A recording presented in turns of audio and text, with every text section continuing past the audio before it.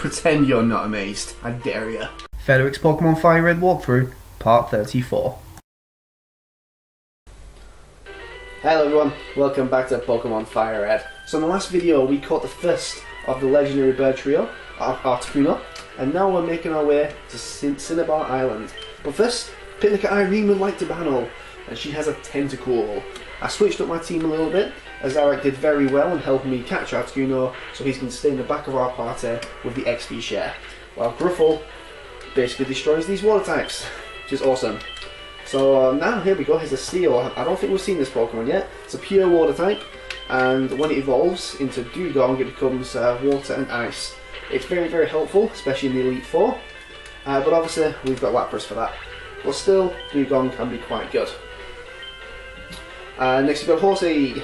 Obviously I've spoken about Horsey in a couple of videos, but just to repeat myself, Horsey is very, very good. Especially if you can evolve it into Kingdra, the dragon and water type. But I don't think that's possible really in this game until you get the National Dex after Elite Four, so bear that in mind. But it still is very good even as a Seadra. So Zarek got to level 36, which is all grand.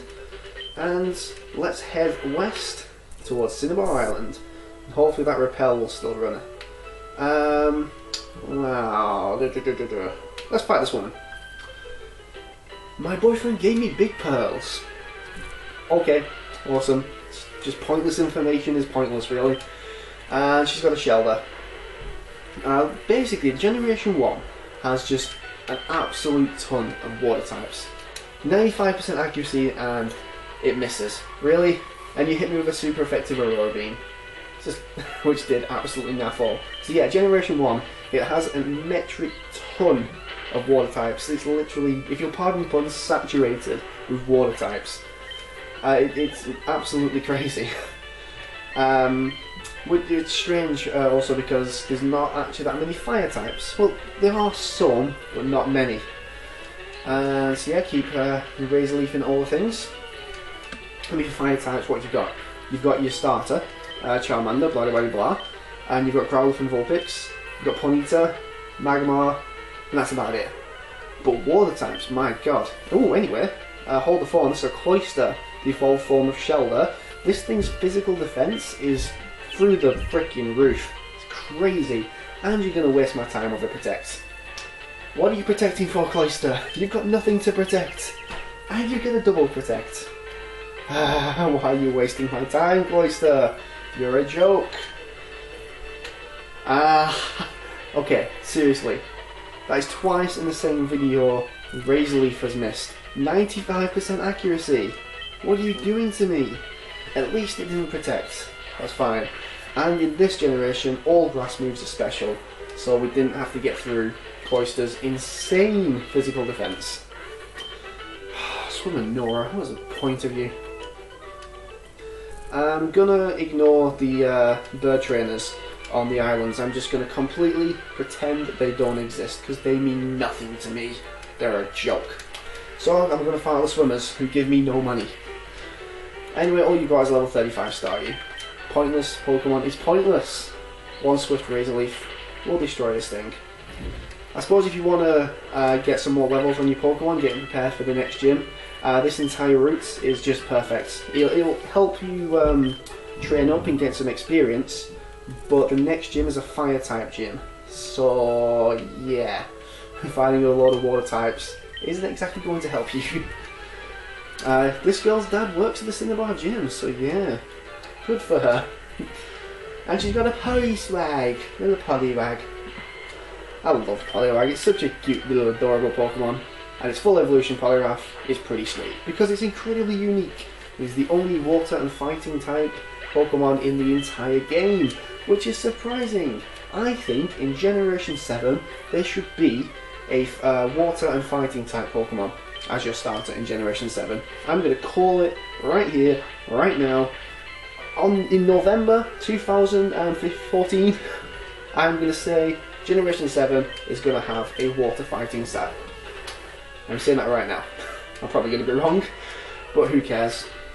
The internet is full of incorrect predictions. What is one more, eh?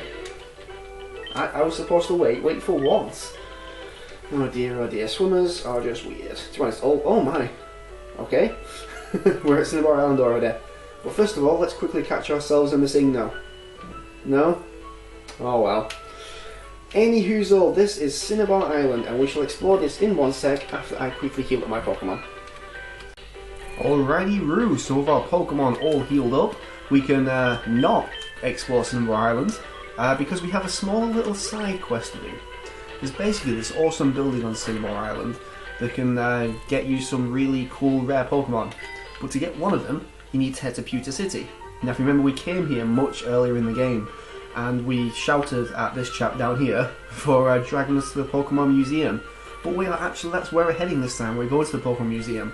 So if you brought Cut with you, you can... I've not brought Cut.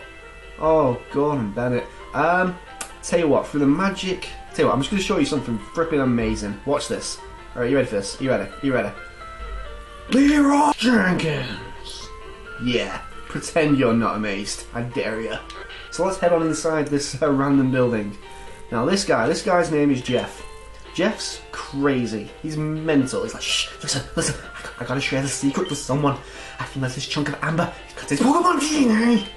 It's a shattering scientific breakthrough. Your Pokemon could be resurrected from it.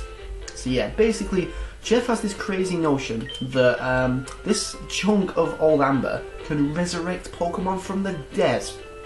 See, but my colleagues just ignore me. I'm not surprised, you're mental. Anyway, we're gonna, Jeff's gonna give us the old amber and we're gonna walk away like, just, you're mental, seriously.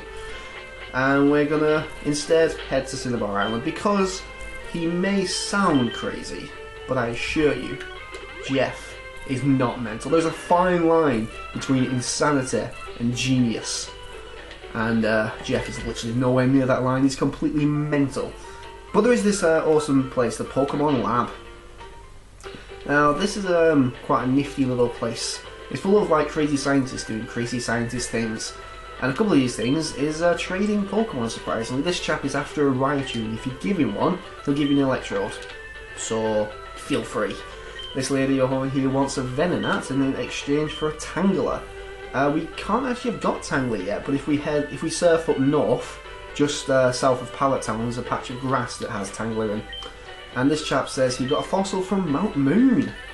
If you remember, there was actually a scientist in Mount Moon who gave us a fossil, so I'm assuming that is literally that guy. So a bit of continuity there, which is awesome. There's this building, what's this guy saying? Ah, he's going to teach us a new move, Metronome. Metronome's bizarre as sin, it really is. It will basically do a random move. And both Hindsight and Marcel can learn it. Just for funsies. Can I... I'm tempted to give Hindsight Metronome. Did the Psybeam Psychic Reflect or Calm Mind? I don't know. Right, Reflect is the TM, which you can buy from the Celadon department store. I think. No, it's not. No, but we have the TM for Reflect. So, just for the hell of it, I'm going to teach Hindsight Metronome and see what stuff we can get later on. So that's going to be quite fun. And when push comes to shove and we head to Elite Four, I can always give him Reflect back. And this guy says, if he evolves the freak, yeah, we know that. We've got one of them. Bit late to the party there, my friend. Anyhoozle, this last little room, this is the room we're after. Pokemon, this guy will trade a Ponyta for a Seal. Lots of trading going on here, might as well be the PSS. Anyhoozle, this chap, he says, I'm very important, Doctor. He studies rare Pokemon stuff, so if you give him these items, I'm going to give him the old amber first. He says the fossil Aerodactyl. Oh, what? Sorry, I pressed B. Yeah, silly me. Let's give him the old amber. I'm very silly, I do apologise. So Aerodactyl is a really, really good Pokemon. I would highly recommend it. Some people honestly consider it a legendary. I used to be one of those people, but no. But it is very, very good. To get it, you give him the old amber, you walk outside, and then you come back in, and then talk to him, and he'll give you an Aerodactyl. Aerodactyl is sickeningly fast. Seriously, it is beyond a joke with its speed. I mean, imagine if Quicksilver and the Flash had some weird pterodactyl baby. Well, if you can imagine that, seek medical help. But yeah, it's really fast. So let's talk to him. And he's like, where the hell were you? So we'll be given an Aerodactyl, which is not too shabby.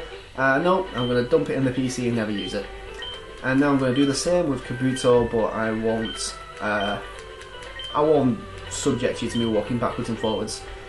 So I'm leaving the Dome Fossil, which, if you remember correctly, we got that from Mount Moon. So I'll back in one sec. And here we go. Little movie magic there for you. So yeah, if we give the... he's going to give us the Kabuto, which is brilliant. Kabuto's pretty sweet. I honestly absolutely love Kabuto. I used to like really love it as a kid. Its physical attack is really good. The problem is all water type moves in this game are special, which is annoying really. But it's also the rock type, so you know, it swings and roundabouts. Now, this here is the Pokemon Gym, and it's led by Blaine. But unfortunately, the door is locked, so we can't actually go in there yet. In order to go in, we need to head in here. This is the Pokemon Mansion. It's a big, massive, old building, which we'll be exploring next video. I'm going to cut the video a bit short, which is annoying, but I can't think of anything else to do. So I will see you next time. Bye bye. Thanks for watching. Be sure to subscribe.